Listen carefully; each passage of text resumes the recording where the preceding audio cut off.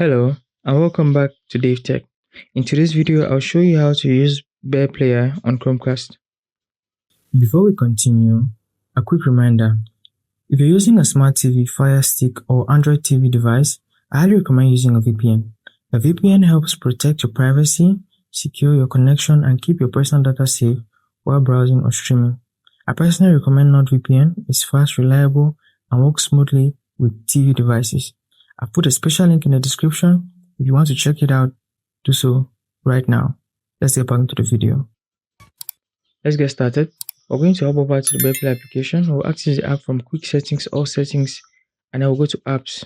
So under Apps, we're going to go to See All Apps, and we can find the Bear Player application there. Just click on it to open, and the app is launched.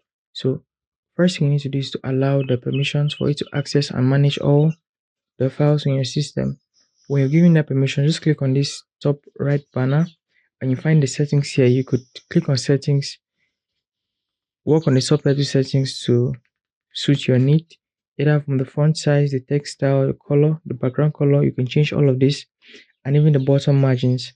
Now you could also add a stream link on Bear Player. So if you come here to network, if you have a stream link, just type it in here. So for instance, you could just type in HTTP. That's how the string links usually start. You just type it out, type out the entire link and click on play. So you just click on play, it's going to provide the content on that stream link and play it on the device. So using a stream link is effortless here. You'll find all your videos listed below under the videos folder. Also, you could go to folders if you want to see the separate folders that are in your device. So just click on any folder to access the media within it. As well, you can search the application using the search bar at the top. So just bring it here. You have the keyboard on and search for what you're looking for. So that's it for the app. If you found it insightful, subscribe to the channel. Like this video if you found it informative or useful.